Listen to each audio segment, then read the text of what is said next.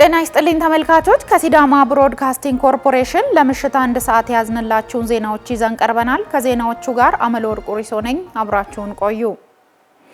የአፍሪካ ህብረትና ዩናይትድ ኪንግደም አጋርነታቸውን ለማጠናከር የጋራ ቁርጠኝነታቸውን ገለጹ። የአፍሪካ ህብረትና ዩናይትድ ኪንግደም ሰላምና ልማትን ጨምሮ በተለያዩ መስኮች አጋርነታቸውን ለማጎልበት እንደሚሰሩ አስታውቀዋል። ሚካኤል ኡጋሞ ተጨማሪ አለው። የአፍሪካ ህብረት ኮሚሽን ሊቀመንበር መሐመድ አሊ ዩሱፍ ከዩናይትድ ኪንግደም የውጭ ኮመንዌልዝና የልማት ጉዳዮች ሚኒስተር ይቬት ኩፒየር ጋር በህብረቱ ዋና መቀመጫ አዲስ አበባ ተወያይተዋል። ውይይቱ ለረጅም ጊዜ ጸንቶ በቆየው የአፍሪካና የዩናይትድ ኪንግደም አጋርነት ላይ ያተኮረ ሲሆን ሁለቱ ወገኖች የባለብዙ ወገን ዲፕሎማሲና ህግን መሰረት ያደረገ ዓለም አቀፍ ስርዓት ለመጠበቅ የጋራ ቁርጠኝነታቸውን ገልጸዋል። የኮሚሽኑ ሊቀመንበር ዩናይትድ ኪንግደም ከአፍሪካ ጋር ያላትን የረጅም ጊዜ ትስስር ያደነቁ ሲሆን በዓለም ላይ ያላትን ገንቢ ሚናና ከአፍሪካ ህብረት አባል ሀገራት ጋር በጤና ትምህርት፣ የአየር ንብረት ምላሽና ንግድ ላይ ያላትን ትብብር አንስተዋል። ሀገሪቷ ለአፍሪካ በሽታ መከላከልና መቆጣጠር ማዕከል በአደጋ ጊዜ ዝግጁነትና ምላሽ እንዲሁም በሶማሊያ ለአፍሪካ ህብረት የድጋፍና የማረጋጋት ተልዕኮ ድጋፍ እያደረገች እንደምትገኝም አመልክቷል። የዩናይትድ ኪንግደም የውጭ ኮመንዌልዝና የልማት ጉዳዮች ሚኒስተር ይቬት ኩፒየር የአፍሪካ ህብረት በዓለም ዲፕሎማሲ ቀጠናዊ ሰላምና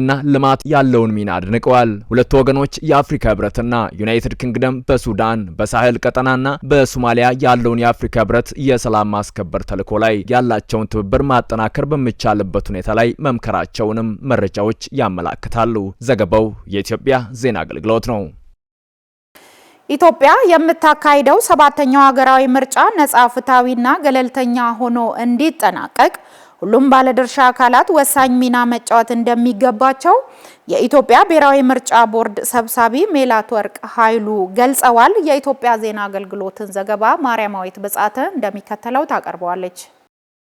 የኢትዮጵያ ብሔራዊ ምርጫ ቦርድ የክልሎችና ከተማ አስተዳደሮች የጸጥታ ሁኔታን ለመገምገም ያለመ የባለድርሻ አካላት የምክክር መድረክ በአዲስ አበባ አካሄደ። በመድረኩ የክልል ርዕሳነ መስተዳድሮች፣ የከተማ አስተዳደር ከንቲባዎች፣ የፖለቲካ ፓርቲ አመራሮች፣ የጸጥታ አካላት የስራ ኃላፊዎችና የሲቪል ማህበረሰብ ተወካዮች ታድመዋል። የኢትዮጵያ ብሔራዊ ምርጫ ቦርድ ሰብሳቢ ሜላትወርቅ ኃይሉ በዚህ ወቅት እንዳሉት 7ኛውን ሀገራዊ ምርጫ በስኬት ማካሄድ የሚያስችሉ የቅድመ ዝግጅት ተግባራት እየተከናወኑ ነው። ለዚህም በ7ኛው ሀገራዊ የምርጫ ዝግጅት መነሻነትም የምርጫ ጊዜ ሰሌዳ ይፋ በማድረግ ተግባራዊ እንቅስቃሴ እየተደረገ እንደሚገኝ አስታውሰዋል። ከጥር 1 ጀምሮ እስከ የካቲት 1 ቀን 2018 ዓ.ም በሚቆየው የእጩዎች ምዝገባ እስካሁን 41 በተናጠልና 15 በ3 የተለያዩ ጥምረቶች የቀረቡ ፓርቲዎች እጩዎቻቸውን በመመዝገብ ላይ መሆናቸውን ጠቁመዋል። የሲቪል ማህበረሰብ ድርጅቶችም የመራጮች የምርጫ ግንዛቤ የሚያሳድግ ትምህርትና ስልጠና መስጠት የሚችሉበትን ፈቃድ ወስደው ወደ ስራ መግባታቸውን አስታውቀዋል። ለፖለቲካ ፓርቲዎችም የምርጫ ተሳትፎን የሚያጠናክር ድጋፍ እየተደረገ እንደሚገኝ ገልጸዋል። የባለድርሻ አካላት የምክክር መድረክም በየአካባቢው ያለውን ነባራዊ ሁኔታን የሚዳስስ ግንዛቤ የሚፈጠርበት መሆኑን ሰብሳቢዋ ተናግረዋል። ምርጫው በሚደረግባቸው አካባቢዎች ያለውን የጸጥታ ሁኔታ በአረንጓዴ፣ ቢጫና ቀይ የተለየ ሲሆን በመድረኩ እነዚህ የጸጥታ ሪፖርቶች ቀርበው ከባለድርሻ አካላት ግብዓት መሰጠቱን አሳውቀዋል። የጸጥታ ሁኔታ ተለዋዋጭ እንደመሆኑ በአንድ መድረክ ብቻ እንደማይቋጭ የጠቀሱት ሰብሳቢዋ በየጊዜው በሚኖሩ አዳዲስ ሁኔታዎች ተመስርቶ ለምርጫው የሚደረገው ዝግጅት እንደሚቀጥል ተናግረዋል። ዘገባው የኢትዮጵያ ዜና አገልግሎትና ፋና ብሮድካስቲንግ ኮርፖሬሽን ነው። የሐዋሳ ሪፈራል ሆስፒታል አገልግሎት አሰጣጥ ላይ የሚስተዋሉ ችግሮችን ለመቅረፍ የተቋሙ አመራርና ሰራተኞች በጋራና በትኩረት ሊሰሩ እንደሚገባ ተጠቆመ። የሐዋሳ ዩኒቨርሲቲ ሕክምናና ጤና ሳይንስ ኮሌጅ ስራ አመራር ቦርድ ከተቋሙ ሰራተኞችና ከባለድርሻ አካላት ጋር የጋራ የውይይት መድረክ አካሂዷል። ክብረ በዓል መላኩ ዝርዝር አላት። የሐዋሳ ዩኒቨርሲቲ ሕክምናና ጤና ሳይንስ ኮሌጅ ስራ አመራር ቦርድ ከተቋሙ ሰራተኞችና ከባለድርሻ አካላት ጋር በጋራ በመሆን ተቋሙ እየሰጠ ስላለው አገልግሎትና በቀጣይም በአገልግሎት አሰጣጡ ላይ መሻሻሎች እንዲኖሩት ያለመ ውይይት አካሂዷል። በመድረኩ የተሳተፉ የተቋሙ ሰራተኞች እንደገለጹት በሆስፒታሉ የበጀት እጥረት የገቢ አሰባሰብ ስርዓት ዘመናዊ ያለመሆን ለምዝበራ መጋለጡንና በተቋሙ በርካታ የመልካም አስተዳደር ችግሮች መኖራቸውን አንስተው የመኖሪያ ቤት የትራንስፖርት ችግር እንዲቀረፍላቸው የትርፍ ሰዓት ክፍያም እንዲከፈላቸው ጠይቀዋል። በመድረኩ ለተነሱ ጥያቄዎች የሐዋሳ ከተማ ከንቲባና የሐዋሳ ዩኒቨርሲቲ ሕክምናና ጤና ሳይንስ ኮሌጅ ቦርድ ሰብሳቢ አቶ ጥራቱ በየነ፣ የሐዋሳ ዩኒቨርሲቲ ሕክምናና ጤና ሳይንስ ኮሌጅ ቺፍ ኤክስኪዩቲቭ ዳይሬክተር ዶክተር ፍጹም ወልደ ገብርኤልና የሐዋሳ ዩኒቨርሲቲ ምርምርና ቴክኖሎጂ ሽግግር ምክትል ፕሬዝዳንት ዶክተር ታፈሰ ማቴዎስ ምላሽ ሰጥተውባቸዋል። በቂ የሆነ ዳያግኖስቲክ ማቴሪያል እነ ኤምአርአይ እነ ሲቲ ሌሎችም አሉና በቂ የለውም። ለሆስፒታሉ እንደ ተርሸሪ ኬር በቂ የሆነ የለውም። ያለውም ደግሞ በየጊዜው ጥገና የማይደረግለት ለአገልግሎቱ አንድ መሰናክል የሆነ ነው። ገቢ አሰባሰብ ሂደት እንትናችን አሰራራችን ዘመናዊ አለመሆኑ ገንዘብ ይበዘበራል። እጅ ከፍንጅ የተያዙ የታካሚዎች ምግብ ሲሰረቁ በር ላይ በጥበቃ እጅ ከፍንጅ የተያዙ ንብረቶች ተከሰው ተሸንፈው በገንዘብ ደልለው እነዛ ሰዎች ነፃ ሆኖ ዛሬ ተቋሙ ተቀላቅሎ ስናይ በጣም የሞራል ችግር ነው እንትን የምታየን። እነዚህ አሰራሮች ምንጫቸው ከየት ነው ከተባለ አሰራራችን ዘመናዊ አለመሆኑ የመነጩ ናቸው። ሙስና በግልጽ ያሌለ ሙስና አለ በግልጽ። ለምሳሌ በየቦታው ላሉት የመሪ ቦታዎችን ቢታይ በመታወቅ ጠቅማለሁ ጥቀመኝ በማለት የሚደረግ በመሆኑ ከህዝብና ከሀገር ይልቅ የግል ጥቅምን ቅድሚያ እንዲሰጡ ያደረገ ጉዳይ ነው።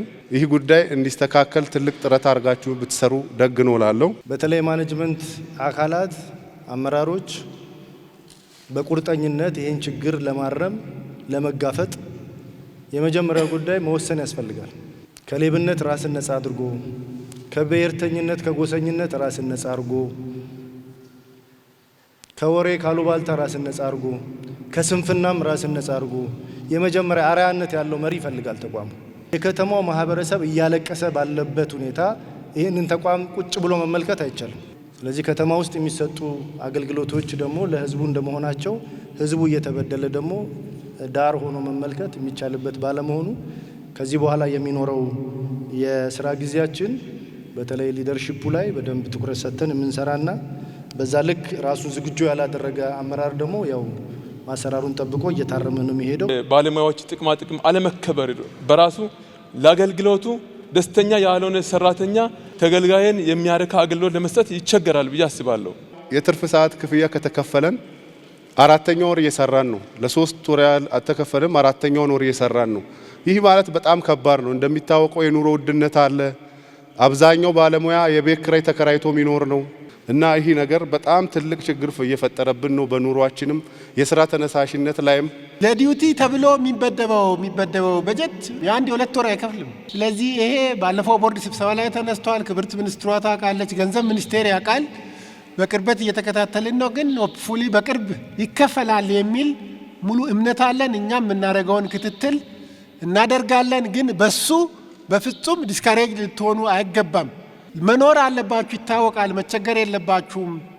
ግን ክፍያው እስኪፈጸም በትዕግስት ስራችሁን የሙያ ስነ ምግባሩን በጠበቀ መልኩ በትጋት እንድትሰሩ በዚህ አጋጣሚ እኔም ማደራ ማለት ፈልጋለሁ። የመኖሪያ ቤት የትራንስፖርትና ሌሎች ጥቅማ ጥቅሞችን በሚመለከት ሰራተኞቹ ላነሱት ጥያቄዎች ከንቲባው ተገቢ መሆናቸውን ገልጸው በጊዜ ሂደት የሚመለሱ መሆናቸውን አሳውቀዋል።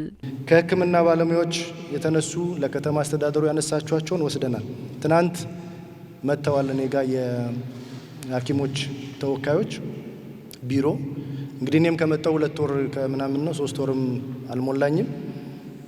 ያው በርካታ ጉዳዮች ስላሉ ሁሉንም በአጭር ጊዜ መፍታት እንደሚቸግር እናንተም ትረዳላችሁ።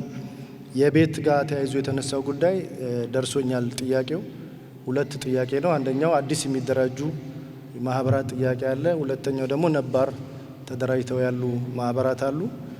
እንደናንተ አይነት ደግሞ ውጪ አድሮ ለሊት አድሮ ወጥቶ ሰርቶ ለሚገባ ከፍተኛ ባለሙያ በእንደዚህ አይነት ጉዳይ ላይ መቸገር አለባችሁ ብለን አናምንም። ግን ችግሩ እስኪፈታ ድረስ ደግሞ ያው እስካሁን እንዳደረጋችሁት በትዕግስት ተጠብቁናላችሁ። ግን ትኩረት የተሰጠው ጉዳይ እንደሆነ የእናንተም ተወካዮችን እንዳገኘው ለማንሳት ነው። ተቋሙ ያሉበትን ችግሮች ለመቅረፍ በትኩረት ይሰራል ያሉት ዶክተር ፍጹም ወልደ ገብርኤል ለዚህም በጋራና በጥንካሬ መስራት ያስፈልጋል ብለዋል። ከኔ በኩል ምናልባት የምንሰራበትን መንገድ ከማሳየት ውጪ አሁን ይሄን ፊክስ አደርጋለሁ ምለውን መልስ የለም። አብረን ነው ፊክስ የምናደርገው። ወገባችንን እንታጠቅ፣ አብረን እንስራ።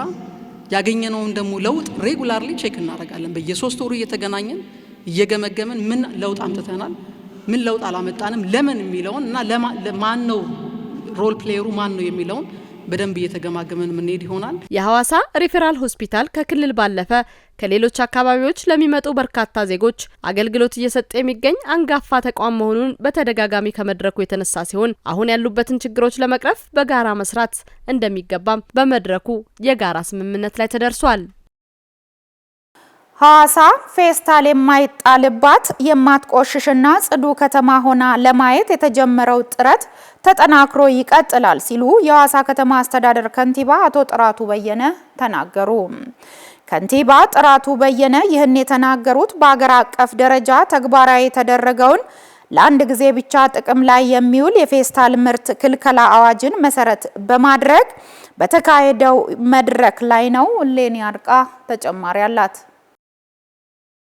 በሀገር አቀፍ ደረጃ ተግባራዊ የተደረገውን የፌስታል ምርት ክልከላ አዋጅን በሚመለከት በተደረገው መድረክ ላይ በግለሰብ ደረጃ ፌስታል ይዞ የተገኘ ሰው ከ2000 እስከ 5000 ብር ይቀጣል ተብሏል። በመድረኩ ላይ የተገኙት የሐዋሳ ከተማ አስተዳደር ከንቲባ አቶ ጥራቱ በየነ ሐዋሳ ፌስታል የማይጣልባት ጽዱ ከተማ እንድትሆን የተጀመሩ ጥረቶች ተጠናክረው ይቀጥላሉ ብለዋል።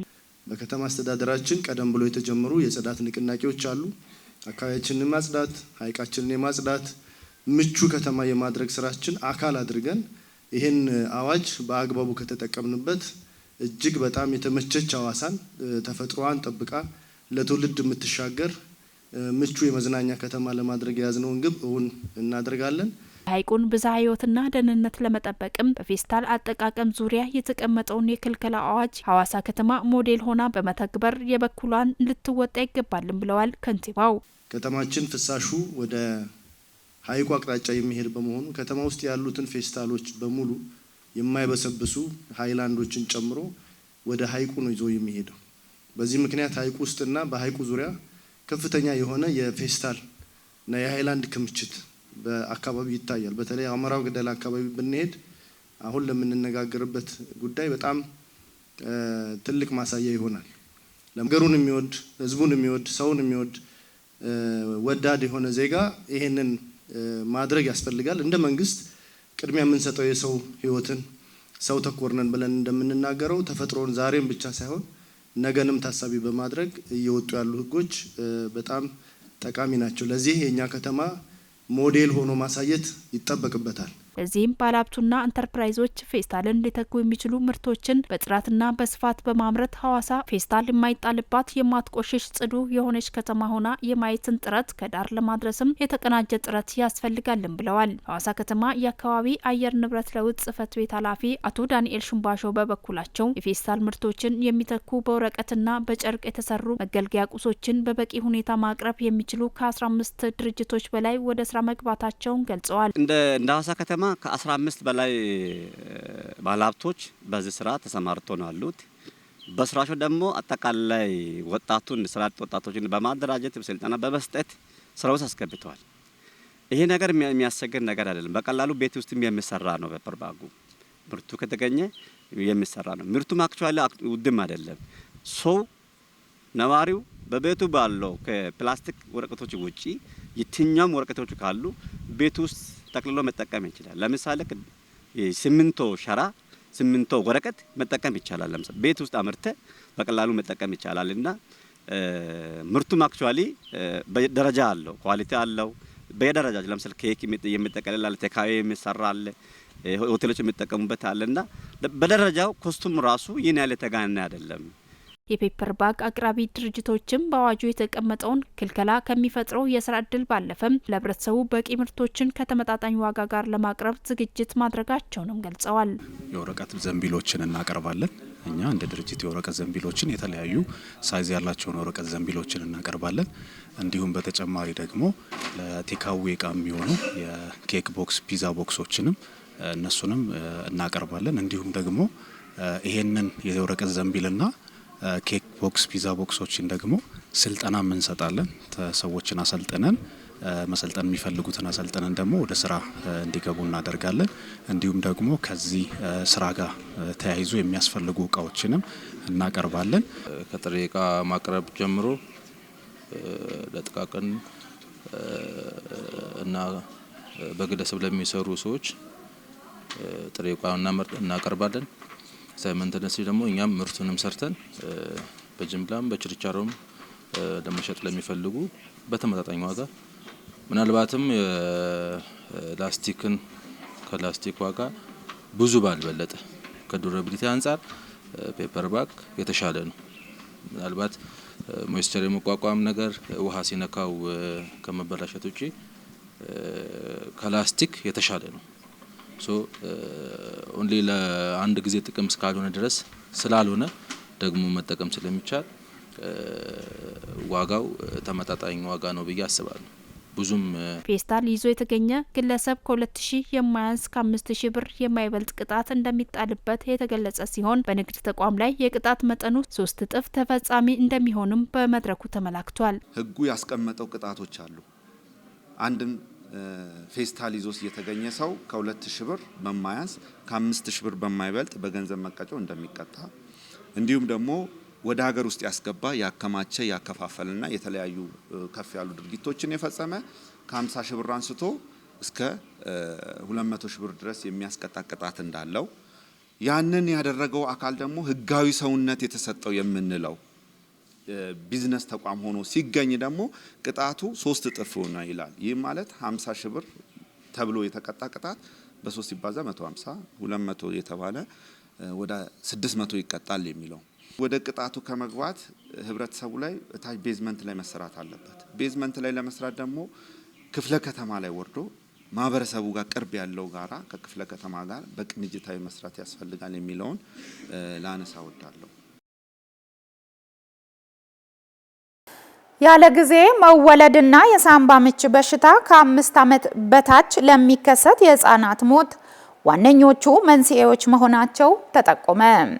የሲዳማ ክልል ጤና ቢሮ በጉዳዩ ላይ የግንዛቤ ማስጨበጫ ውይይት አካሂዷል። ሙሉቀን ብርሃኑ ዝርዝር አለው። የቤተሰብ ምጣኔ በአግባቡ አለመጠቀም፣ በእርግዝና ወቅት የተመጣጠነ ምግብ አለመመገብ፣ ቅድመ ወሊድ ምርመራ በተገቢው አለማድረግ በእርግዝና ወቅት የሚከሰቱ የደም ግፊትና የስኳር በሽታዎች እናቶች ያለ ጊዜ እንዲወልዱ ዋና ምክንያቶች እንደሆኑ የገለጹት የሲዳማ ክልል ጤና ቢሮ ምክትል ኃላፊ አቶ በላይነህ በቀለም እናቶች በተለይም በእርግዝና ወቅት ከፍተኛ ጥንቃቄ ማድረግ አለባቸው ብለዋል። ያለ ጊዜ የሚወለዱ ህጻናት ያው አሁንም ቢሆን በሀገራችን በስፋት ይታያሉ። አንዳንድ ጥናቶች የሚያመላክቱት አጠቃላይ ፕሪቫሌንሲ ወደ 11% ከዛ በላይ ይሆናል የሚል ነው በግምትና ይሄን ያው በየደረጃው ያሉ አካላት ማድረግ ያለባቸውን ለማህበረሰቡ አዌርነስ ከመፍጠር አንጻር የሚሰሩ ስራዎችን እንደ ጤና ባለሙያዎች ይሰራሉ። ጤና ተቋማት ያለ ጊዜ ለሚወለዱ ህጻናት በቂ የሆነ ዝግጅት ተቋማዊ ዝግጅት ማድረግ አለባቸው። ይሄን ሲያነሳ ተቋማት በህክምና ግብአት የተደራጁ እንዲሆኑ የማድረግ ስራ መስራት ያስፈልጋል። ህክምናው ደግሞ የህጻናት የጨቅላ ህጻናት ህክምና በተለየ ቦታ ነው ህክምና የሚሰጠው። እነኚህን በአግባቡ መስጠት ያስፈልጋል። ለማህበረሰቡ ግንዛቤ መፍጠር፣ ግንዛቤው ደግሞ ከእንክብካቤ ጀምሮ ነው። ያለ ጊዜ የሚወለዱ ህጻናት የእናትን የቤተሰብን እንክብካቤ ይፈልጋሉ። አቶ በላይነህ ያይዞም ጨቅላ ህጻናትን የሚያጠቃውን የሳምባ ምች በሽታን የአካባቢ ንጽህና በመጠበቅና ህጻናትን በማስከተብ መከላከል እንደሚቻልም አስረድተዋል። በቢሮው የህጻናት ህክምና አገልግሎት ዘርፍ ባለሙያ የሆኑት ወይዘሮ ምረት አረጋ በበኩላቸው እናቶች በእርግዝና ወቅት አመጋገባቸውን ማስተካከልና በቂ የህክምና ክትትል ማድረግ አለባቸው ብለዋል። ፕሪማቹሪቲ ወይ ደግሞ ቀናቸው ሳይደርሱ የሚወለዱ ህጻናቶች አብዛኛውን ጊዜ ለሞትም ቢሆን በቁጥርም ከፍ የሚለው የቅድመ ወሊድ ክትትል የሌላት እናት ከሆነች ድርሻው ከፍ ነው የሚለው። ምክንያቱም አንዲት እናት የቅድመ ወሊድ ክትትል ቢኖራት ወይ ደግሞ ሲጀመር የህጻናት ጤና የእናት ጤና የሚጀምረው አንዲት እናት እርጉዝ ከመሆኗ በፊት ልክ ባለትዳር ስትሆን ደግሞ ወይ ደግሞ ልጅ ለመውለድ እቅድ ሲኖራት አባትም እናትም ጤናማ የሆነ ዘርን መዝራት እንችላለን ወደ ማፍራት እንችላለን የሚል ምርመራ እንደሚያስፈልጋቸው ሳይንሱ ያስቀምጣል። ከውይይት ተሳታፊዎቹ አንዱ የሆኑት የሐዋሳ ከተማ ነዋሪም ያለ ጊዜ ማለትም በ6 ወር የተወለደች ልጃቸው በተደረገላት የሕክምና እገዛ መትረፍና ማደግ እንደቻለችም መስክረዋል። 26 ሳምንት ነው የተወለደችው። ኦልሞስት ወይም 6 ወር ማይሞላት ሆና ነው የተወለደችው። ከ1 ኪሎ በታች ነች ማለት ነው የኛ ልጅና በዛ ምክንያት እንግዲህ ሆስፒታል ውስጥ ነው የተወለደችው። ሐዋሳ ሪፈራል ሆስፒታል ውስጥ ነው ልጃችን የተወለደችው። ሙሉ ሕክምናውን ያደረግነው እዛ ሐዋሳ ሪፈራል ሆስፒታል ውስጥ ነው። የቆየንበት ጊዜ ከ2 ወር በላይ ነው የቆየነው። 64 ቀን ቆይተናል። እዛ ውስጥ የነበሩት ሂደቶች እንግዲህ ከባድ ናቸው። ሂደቶቹ በጣም አሰልቺ ናቸው። ጊዜው ረጅም ነው። ልጃችን ደግሞ እንደነገርኩ ተሰምቶ አይታወቅም። ከ1 ኪሎ በታች ሆና እንደገና ደግሞ 26 ሳምንት ሆና አውቶማቲክ አፖርሽን ሌቭል ላይ ሆና ነው የተወለደችው። በእንደዚህ አይነት ሁኔታ የሚያልፉ ልጆች አይናቸው የእድሜ ልክ አይነ ስውር የመሆን አጋጣሚ ያላቸው፣ ጆሮአቸው ይጎዳል፣ ኩላሊታቸው ይጎዳል እና በህይወት ቢተርፉ እንኳን በብዙ ጥረት በተለየ ዲስኦርደር ሆነው የተለየ ነገር ሆነው ነው ያድጋሉ የተባለው። እኛ ልጃችን ከዚህ ሁሉ ነፃ ሆና አይኗ ፍጹም ንጹህ፣ ጆሮዋ አክቲቭ አሁን 1 አመት ከ4 ወር ሆኗታል። ቡናን የቱሪዝም ማዕከል ለማድረግ እየተሰራ መሆኑን የቱሪዝም ሚኒስቴር ገለጸ። የተቀናጀ ትብብርና ስልት ለቡና ቱሪዝም ልማት በሚል መሪ ሀሳብ ሀገር አቀፍ የቡና ቱሪዝም ሴሚናር በሐዋሳ ከተማ ተካሂዷል። ሰይፉ ዳዊት ያዘጋጀው ዘገባ እንደሚከተለው ይቀርባል።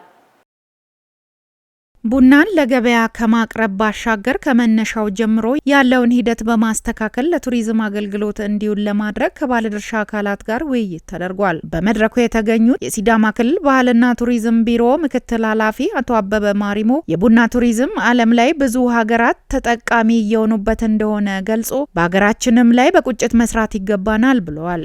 አንድና በደንብ መጠቀም ሲገባን ግን በጣም የዘገየንበት ምናልባት ዛሬ በቁጭት ወስደን በቀጣይነት የምንሰራው ግን የቡና ቱሪዝም ቡና በዓለም ላይ ትልቅ የቱሪዝም ምርት ነው። በዓለም ላይ ዓለም አቀፍ የሆኑ ምርቶች እንደ ወይን፣ እንደ ቡና፣ እንደ ሻይ ያሉ ምርቶች የሚመረቱበት ቦታዎች አምራች ሀገራት በጣም ይጎበኛሉ፣ እንደ ቱሪስት ምርት ይታያሉ። ለምሳሌ ፈረንሳይ የወይን እርሻዎቿን ያስጎበኛሉ። እነ ታንዛኒያ የኮካ እነ ጋና የኮካ የጎማ ዛፍ የሚመረትበት አካባቢዎችን ያስጎበኛሉ። አጠቃላይ ግን ከነዚህ በተሻለ ሁኔታ ቡና በዓለም ከ2 ቢሊዮን በላይ ሲኒ በቀን የሚጠጣ ሃይማኖት፣ ዘር ሳይለይ ሁሉም ዓለም የሚጠጣው ሁሉም ሰው የሚወደውና በሁሉም ካልቸር ውስጥ በነጮቹም በጥቁሩም በየትኛውም አካባቢ የቡና ሴሪሞኒ ባህል ያለው የቱሪዝም ቁልፍ መሳሪያ የሆነ ምርት ስለሆነ በዚህ ላይ ዓለም በጣም ይሰራል። እነ ቪየትናም፣ እነ ብራዚል፣ እዚህ ኬንያ ጭምር በአፍሪካ ቀንድ ብዙ ይሰራሉ። እኛ ሳንሰራ ቆይተናል። ይሄ ምርቱ ሳይኖረን ባህሉ ሳይኖረን ከቡና ጋር የተገናኘ ታሪክ ሳይኖረን ቀርቶ ሳይሆን የተዘናጋንበት ምናልባት ከዚህ በኋላ በቁጭት ገብተን የምንሰራበት ይሆናል። ውይይቱን መነሻ በማድረግ የመስክ ምልከታ የተደረገ ሲሆን በቱሪዝም ሚኒስቴር የቱሪዝም መስህብና ምርት ልማት መሪ ስራ አስፈጻሚ አቶ ሙሳ ከድር የቡና ቱሪዝምን ማልማት ኢትዮጵያን በዓለም አቀፍ ደረጃ በልዩ ሁኔታ ለማስተዋወቅና የውጭ ምንዛሪ ግኝትን ለማሳደግ ስትራቴጂካዊ ፋይዳ እንዳለው ገልጸዋል። በዋናነት ቡና ከሚታወቅባቸው አካባቢዎች መካከል ሲዳማ ነው ለምሳሌ። ስለዚህ ምንድነው የቡና ቱሪዝምን እንዴት አድርገን ከተለመደው የውጭ ምንዛሪ ምንጭነት ባለፈ ቡና ከባህል ጋር ቡና ከታሪካችን ጋር የተያያዘ ነው ለኛ። ለሌላው ዓለም ደግሞ ቡና ልዩ የሆነ በሁሉም ሰው እኩል የሚወደድ ከምንም ጋር ተቃርኖ የሌለው ሁሉም ሰው የሚጠቀሙ መጠጥ ነው እንደምታውቁት። ስለዚህ ይህንን እድል ወደ ቱሪዝም የመቀየር መንገድን ታሳቢ ያደረገ ፕሮግራም ነው ጠዋት የተከታተል ነው። ጠዋት ላይ በነበረ ዝግጅት እንግዲህ የቡናና የቱሪዝምን ግንኙነት በጽንሰ ሀሳብ ደረጃ የማስረዳት ስራን የሰራ ነው። ከዛ በመቀጠል የቱሪዝም ስርዓት ሲባል ደግሞ በዋናነት እንቅስቃሴን ማዕከል ያደረገ ነው። ስለዚህ አሁን እንግዶች ቡናን ብሎ ቢመጡ ምንድነው ሊያዩ የሚችሉት? ከቡና ጋር የተያዙ እንቅስቃሴዎች አክቲቪቲስ ምንላቸው ምንድናቸው የሚለውን እንደ ማሳያ አሁን ለምሳሌ የፌሮ ህብረት ስራ ማህበር የቡና እርሻ የችግኝ ማፍያ አካባቢ ነው ያለ ነው። ስለዚህ እንግዳ ሲመጣ አሁን ይሄ የችግኝ ማፍያ ስርዓታችን ከቡናን በሲኒ አንስቶ ከመጠጣት ባለፈ ግራውንድ ለሚሰራው ነገር የተለየ ኤክስፒሪየንስ ነው ማለት ነው። ተሳታፊ የሆኑ የባለድርሻ አካላት የዘርፉን ውጤታማነት ለማጎልበት መሰረተ ልማትና ግንዛቤ ማስጨበጥ ላይ ትኩረት ተደርጎ ቢሰራ የሚል ሀሳብም ሰጥተዋል። መሰረተ ልማት በጣም ወሳኝነት አለው። በዚህ በኮፊ ቱሪዝም ላይ አሁን የዚህ ሲዳማን አካባቢ ብናይ ሮድ አክሰስ አለ፣ የተሻለ ነው። ደቡብ ምዕራብ አካባቢ የምታዩት ፓርት ደግሞ የኢንፍራስትራክቸር ችግሮች አሉና ቱሪስት ይዞ ለመሄድ ትንሽ ቻሌንጆች ይኖራሉ። መንገዱ የጸጥታውን በተወሰነ መልክ አለ፣ ግን መንገድ መሰረታዊ ነገር ነውና ስለዚህ ብዙ መስራት ይጠይቃልና በጋራ የሚሰሩ ስራዎች ስላሉ አይ ቲንክ እነዚህ ነገሮች ትኩረት ቢሰጣቸው የሚል ሀሳብ ነው የመጀመሪያ የምሰጠው።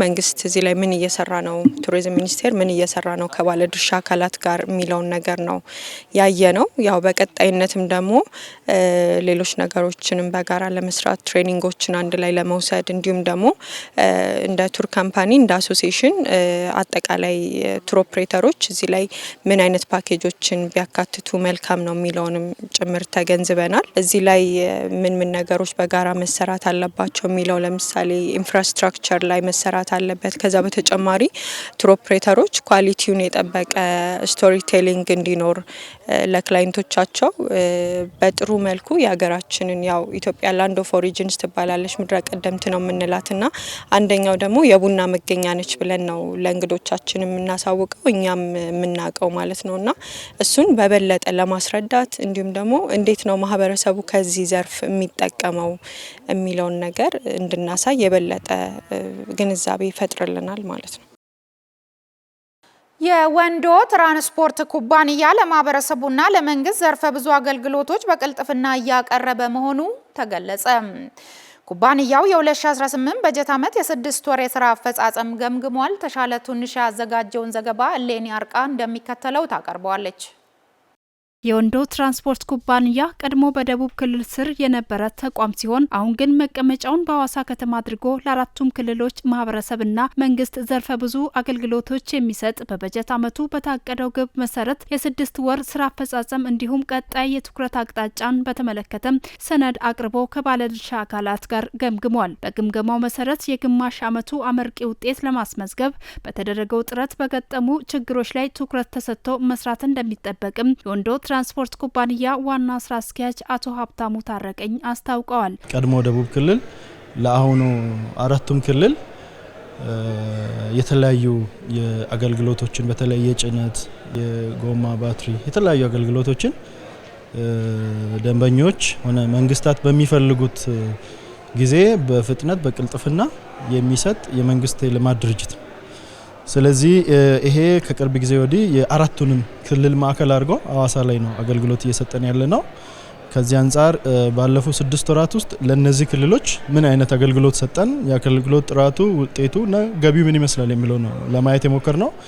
በተለይም እንደየክልሉ የመንግስት ፍላጎቶችን መሰረት አድርገን የተለያዩ አገልግሎቶች እየሰጠን ነው። እንደ ሲዳማ ክልል ለምሳሌ የኢንዱስትሪ ግብአቶችን ክልል ውስጥ በሚገነቡ የተለያዩ የመስኖ የመንገድ እና የግንባታ ፕሮጀክቶች የሚውሉ ሲሚንቶችን፣ ሌሎች የግንባታ አገልግሎቶችን ለሲዳማ ክልል ኮንስትራክሽን ሲዳማ ዲቨሎፕመንት ኮንስትራክሽን እና ለሲዳማ ውሃ ኮንስትራክሽን ማህበራት ድርጅቶች በፍጥነት እናቀርባለን። ተቋሙ በራሱ ገቢ በማመንጨት የሚተዳደር ሲሆን የ2018 በጀት ዓመትም የ6 ወር የስራ እቅድ አፈጻጸም በተፈለገው መጠን ውጤት እንዳይመዘገብ የተሽከርካሪ ነዳጅና ፍጆታ ላይ በየጊዜው አላስፈላጊ ዋጋ መጨመር እንደ ምክንያት የሚነሱ መሆናቸውን አቶ ክዳኔ ጋንታ ተናግረዋል። ዋጋ ጭማሪም አልፎ የነዳጅ እጥረት ገበያው ላይ ከመታየቱ ጋር በተገናኘ በርካታ ጊዜያት መኪኖች በጭነት የማሳለፍ የሚገባቸውን ጊዜያቶችን በነዳጅን ለመቅዳት በወረፋ በቆሞ በመጠበቃቸው የሚያሳልፉበት ጊዜያቶች በጣም የሚባከን ጊዜያቶች ሆነው በመገኘታቸው ባይዘዋይ ለትራንስፖርት ተቋም ጊዜ ማለት ገንዘብ ነው። ጊዜ ማለት ለትራንስፖርት ተቋም አንደርላይን ተደርጎ መያዝ አለበት። ዋነኛ ፖይንቱ ጊዜ ማለት ለትራንስፖርት ተቋም ገንዘብ ነው።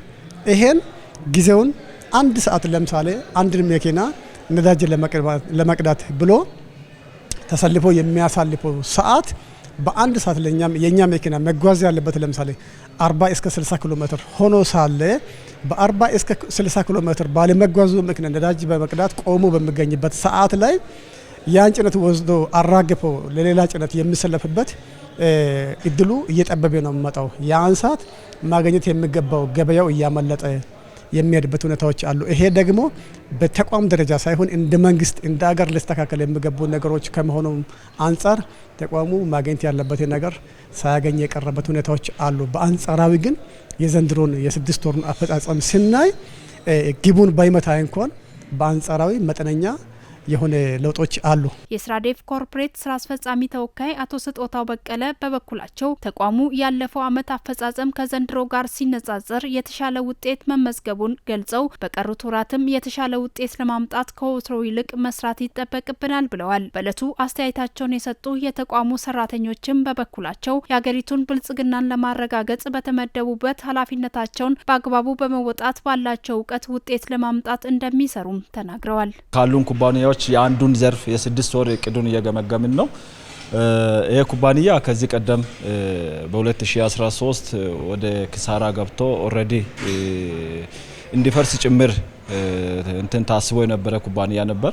ነገር ግን ከ2013 በኋላ ራሱን እንደገና አይቶ እቅዶቹን አስተካክሎ በአሁኑ ሰዓት ላይ በጣም ትርፋማ ሆኖ በቀጣይነትም ያሉትን አራቱንም ክልሎች በትራንስፖርት ዘርፉ በጣም ይደግፋል ብለን ተስፋ ያደረግነው ነው። ቀጣይ ግን ከዚህ በበለጠ ትርፋማነቱን ለማሳደግ እያንዳንዱን ሰራተኛ እያንዳንዱ በስራው ተለክቶ በቀጣይም የራሱን እቅድ ይዞ ወደ ስራ እንዲገባ ያንን ትኩረት ያደረገ ግምገማ ነው።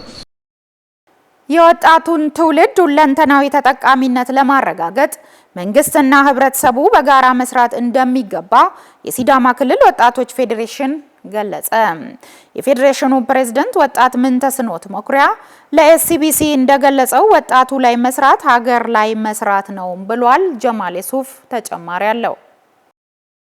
የሲዳማ ክልል ወጣቶች ፌዴሬሽን ፕሬዝዳንት ምንተስኖት መኩሪያ ከኤስቢሲ ጋር ባደረገው ቆይታ በተለያዩ ርዕሶች ዙሪያ ማብራሪያ ሰጥተዋል። የሲዳማ ክልል ወጣቶች ፌዴሬሽን በቅርቡ የተቋቋመ የወጣቶች አሰባሳቢ ህብረት መሆኑን በማንሳት የፌዴሬሽኑ ግብ የወጣቶችን ሁለንተናዊ ተጠቃሚነት ማረጋገጥና ወጣቱ ትውልድ ለሀገር የሚተርፍ ትውልድ ሆኖ ማየት ነው ብለዋል። ፌዴሬሽኑ ሌላኛው ስራ በትክክልም ከሚባለው ከሚወራው ባሻገር በተግባር የወጣቶችን ተጠቃሚነት በሁሉም ዘርፍ ማረጋገጥ መቻል ነው። ስለዚህ እዚህ እስከተቀመጥን ድረስ በትክክልም የሲዳማ ክልል ወጣት መጠቀም ያለበትን ነገር እንዲጠቀም በብልሹ አሰራርና ስነ ምግባር ደግሞ ጥሩ እውቀትና አቅም ያላቸው ለተገፉ ወጣቶች ድምጽ መሆን የነሱን እውቀትና አቅም ክልሉ ወደሚጠቀምበት ደረጃ ማምጣትና በትክክልም ገለልተኛ ሆኖ መንግስት ጋር ያሉ በጎ ሀሳቦችና ለሀገር ለማህበረሰብ አሻጋሪና ጠቃሚ የሆኑ ነገሮችን ወደ ማህበረሰብ በመካከል ብሪጅ ሆኖ ማድረስ ነው። ከዛም ደግሞ ወደ መንግስት መምጣት ያለባቸውን የወጣቱን ድምጽ ለመንግስት ማሰማት ነው። ፌዴሬሽኑ በዋናነት ይህን ስራ ነው የሚሰራው። አፍሪካ ብሎም ኢትዮጵያ የወጣቶች አህጉርና ሀገር መሆናቸውን ያነሳው ፕሬዝዳንቱ የሲዳማም ክልል ነባራዊ ሁኔታ ከዚህ አይለይም ብሎ ይህን እድል በአግባቡ መጠቀም ይገባል ነው ያለው። አንዲት ሀገር የነገ ዕጣ ፈንታዋና ዛሬ ላይ የምታደርገው ጉዞ ከቃልም ባሻገር በተግባር በወጣቱ ማንነት ላይ የተመሰረተ ነው ብዬ አምናል። ያችን የነገዋን ሀገር እንደ ሲዳማም ክልል እንደ ኢትዮጵያም እንደ አፍሪካም እንደተነሳው እናስብ ቢባል ዛሬ ላይ ያሉን ወጣቶች ያካበቱትን ዕውቀት ያላቸውን ስብዕናና አመለካከት መስሎ ነው የሚታይ። አፍሪካም ኢትዮጵያ ምንኖርበት የሲዳማም ክልል ከ1.7 ሚሊዮን በላይ ወጣት ያለበት ክልል ነው። በእኔ እምነት ሀብት ማለት ገንዘብ ብቻ ነው ብዬ አላምንም። አሁንም በምሰራው ጊዜ ያንን ነው ለማሳየት መሞክረው። ሰዋዊና ተፈጥሯዊ ሀብት አለን፣ ባህላዊ ሀብት አለን፣ የተማረ የሰው ኃይል ሀብት አለን። እንግዲህ አንዲት ሀገር እነዚህን ሁሉ በአግባቡና በፈርጁ እያዋሃደች ስትሄድ ነው ለውጥ የምታመጣው ብዬ አስባለሁ። ወላጆችና ትምህርት ቤቶች በራስ መተማመን ያላቸውን ወጣቶች ለማፍራት መስጋት ይኖርባቸዋል ያለው ፕሬዝዳንቱ ወጣቶች ላይ መስራት ሀገር ላይ መስራት ነው በማለት እኔ ይዤ የማድገው ስነ ልቦና እቤት ውስጥ ሳድግ እናት አባቴ እኔ ላይ የተናገሯቸው ቃላቶች፣ ማህበረሰቤ ውስጥ እየሰማዋቸው ማድጋቸው ነገሮች፣ እልፍ ሲልም ትምህርት ተቋም ላይ መጥቼ እምሰማቸው ነገሮች አንተ መምህር ሆነ ዕውቀት መስጠት ብቻም ሳይሆን በእያንዳንዱ ድርጊትህ ለኔ ሞዴል መሆን መቻል አለበት። ያንን ነገር ሳንሰጠው ያደገ ትውልድ ስነ ልቦናው የተሰበረ አልችልም ማለት የሚቀናው ጥረት የማያደርግ መሞከር የሚፈራ ትውልድ ነው የምንፈጥረው። ይሄ እታች ስናድግ ጀምሮ ቤተሰቦቻችን ጋር ከዛም ደግሞ በትምህርት ተቋማችን እየተቀበልን ያደገው ነገር ነው። በጣም ለቃላቶቻችን የምንጠነቀቅ አይደለንም። ስነ ልቦናውን ደግፈ ነው ስሜቱን ጠብቀ ነው። ስለዚህ እኔ ትምህርት ቤት ለመማር መጥቼ የምትሰጠኝ ቲዮሪ ብቻ አይደለም ለኔ ወሳኝ። ስለዚህ ስነ ልቦናዬንም ደግሞ እንድትጠብቅልኝ ፈልጋለሁ። ሰው ማለት የነዚህ ድምር ውጤት ስለሆነ ከዚህ በፊት ለወጣቱ ትውልድ ኃላፊነትና የመሪነት ቦታ መስጠት የተለመደ አለመሆኑን በማስታወስ አሁን ላይ ግን በቂ ባይሆንም ለውጦች አሉ ብለዋል። ያገኘነው እድል የሌሎችም ወጣቶች እድል እንዲሆን ጥሩ የመሪነት ስብዕናና ማንነት አሳይተን ብናልፍ ከዚህም በላይ ደግሞ ወጣቶች ማድረግ ይችላሉ የሚለው አመኔታ ትልቅ ለውጥ ያመጣል። አሁን ያለው እድል ደግሞ እንደኔ ወጣቶች ኃላፊነት እጁ ላይ ያለ ሰው የሚከፍተው በር ነው ብዬ አምናለሁ። ትላንትና እንደዚህ አይነት ስርዓት አልነበረም። ትላንትና ወጣቶችን አምኖ ወደ ኃላፊነት የማምጣት ነገር አልነበረም። አሁን ኃላፊነት ላይ የመምጣት እድል ካገኘን ደግሞ ሞዴል የሚሆን ነገር አሳይተን አርአያ ሆነን ዕውቀታችንን ልምዳችንን የሌሎችንም ጨምረን አሳይተን ወጣቶች ለካ እንዲህ ናቸው የሚል ነገር ሰርተን ለሌሎች ወጣቶች በር የመሆን እድል ይኖረን ማለት ፈልጋለሁ። በዚሁ አጋጣሚ ወጣቱ ትውልድ ከሀገር በላይ ምንም ባለመኖሩ ለሀገር አንድነትና ሰላም ለእድገትና ብልጽግና በጋራ እንዲሰራም ፌዴሬሽኑ ጥሪ አቅርበዋል። አንድም ቀን የኔ የተወለድኩበት ብሔር ኢትዮጵያዊነቴን እንድጠላ አድርጎኛ አያውቅም። ትልቁ ጥላዬ ኢትዮጵያ ነው። ዓለም እኮ አሁን እኛ የምናወራው መንደር ውስጥ የለችም። መሬት ለቃ ሄዳ ስለ ስፔስ ሳይንስ እያወራች ነው።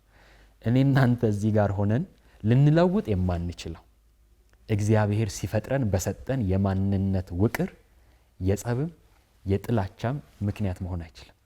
እኔ ይሄን የሆንኩት አሁን የተወለድኩበት ማንነት ምርጫዬ አይደለም፣ ማንነቴ ነው።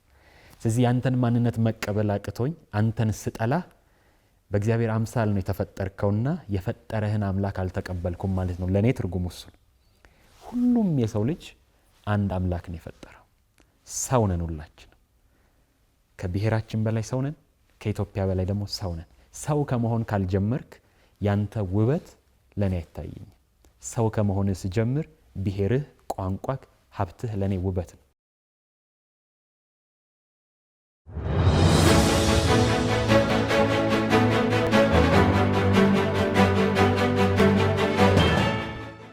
ከውጭ በመካከለኛው ምስራቅ የሚገኘውን ኃይሏን እያጠናከረች ካለችው አሜሪካ ጋራ የተፋጠጡት የኢራን ጠቅላይ መሪ አያቶላ አሊ ኻሜኒ ዋሽንግተን ቴሄራን ላይ የምትፈጽመው ማንኛውም ጥቃት ቀጠናዊ ጦርነት እንደሚያስነሳ አስጠነቀቁ። ኻሜኒ አሜሪካውያኖቹ ጦርነት ከጀመሩ ቀጠናዊ ጦርነት እንደሚሆን ማወቅ አለባቸው ሲሉም ተናግረዋል። ቆንጂት አየለ ዝርዝር አላት።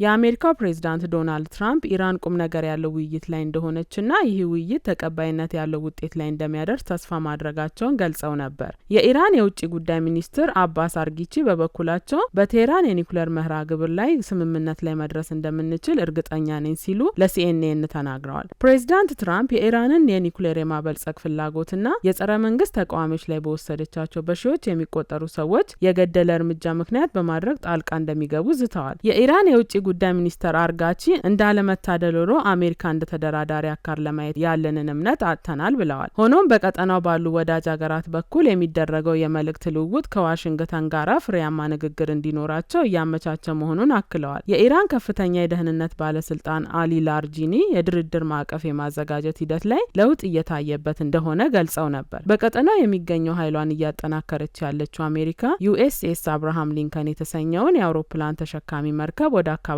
ልካለች። ባለፈው ሳምንት ደግሞ የአሜሪካ ማዕከላዊ እዝ በአረቢያን ባህር ላይ የተንቀሳቀሰ መሆኑን አስታውቋል። የኢራኑ ጠቅላይ መሪ ሀሚኒ ትራምፕ በየጊዜው መርከቦችን አመጣለሁ ይላሉ፣ የኢራን ህዝብ እነዚህን ነገሮች አይፈራም ሲሉ ተደምጠዋል። ኢራን ከዓለም ወሳኝ የመርከብ መተላለፊያዎች አንዱ በሆነው ሆርሙዝ ወሽመጥ ላይ ከእሁድ ዕለት አንስቶ ለ2 ቀናት የሚቆይና ተኩሱን የሚያካትት የባህር ኃይል ልምምድ ማድረግ እንደምትጀምር ሲጠበቅ ነበር። ይሁን እንጂ የዜና ወኪሉ ያነጋገራቸው አንድ የኢራን ባለስልጣን የኢራን አብዮታዊ ዘብ ባህር ኃይል እንዲህ አይነት ልምምድ የማድረግ እቅድ እንደሌለው መግለጻቸውን እሁድ ዕለት ዘግቧል። የዓለም ገበያ ላይ ከሚቀርበው ነዳጅ ውስጥ 1/5 የሚሆነው የሚተላለፈው ኢራን በምትቆጣጠረው የሆርሙዝ ወሽመጥ በኩል ነው። ቴሄራን ከዚህ ቀደም ጥቃት የሚሰነዘርባት ከሆነ ወሽመጡን እንደምትዘጋ ዝታ ነበር። ከዚህ ጋር በተያያዘ የኢራኑ ፕሬዝዳንት ማሱድ ፔዜሽኪያን ዩናይትድ ስቴትስ፣ እስራኤልና የአውሮፓ መሪዎች የኢራንን ምጣኔ ሀብት ቀውስ በመጠቀም አለመረጋጋት እንዲፈጠርና ሰዎች ሀገራችንን እንዲበትኑ ምክንያት ለመሆን ሞክረዋል ሲሉ ወቅሰዋል።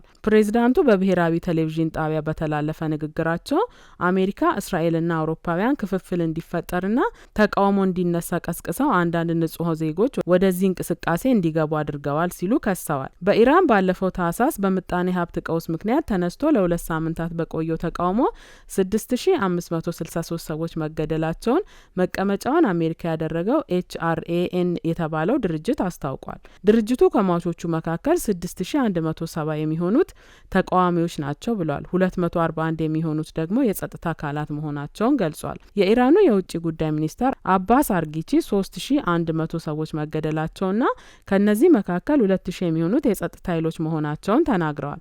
የአሜሪካው ፕሬዝዳንት ዶናልድ ትራምፕ በተደጋጋሚ ለተቃዋሚዎች ያላቸውን ድጋፍ የገለጹ ሲሆን ኢራን ሰልፈኞችን መግደል የማታቆም ከሆነ እርምጃ እንደሚወስዱ ዝተው ነበር። የአሜሪካ ባለስልጣናት ትራምፕ የሚወስዱት እርምጃ ላይ እየመከሩ እንደሆነ ተነግሯል። ኢራን ሚሳኤሎቿንና መከላከያ ስርዓቷን በተመለከተ መቼም ቢሆን እንደማትደራደር ብታሳውቅም ፕሬዝዳንት ዶናልድ ትራምፕ ግን ለስምምነት ዝግጁ መሆናቸውን ኢራን ወታደራዊ እርምጃ ከሚወሰድባት ይልቅ ከአሜሪካ ጋር መስማማት እንደምትመርጥም ትራምፕ ተናግረዋል ሲል የዘገበው ሲኤንኤን ነው። ተመልካቾች ከሲዳማ ብሮድካስቲንግ ኮርፖሬሽን ለምሽት 1 ሰዓት ያዝንላችሁ ዜናዎች እነዚህን ይመስሉ ነበር። ከዜናዎቹ ጋር አመለወርቅ ሪሶ ቆይታ አደረኩኝ። ከቀሪ የጣቢያችን ዝግጅቶች ጋር መልካም ምሽት።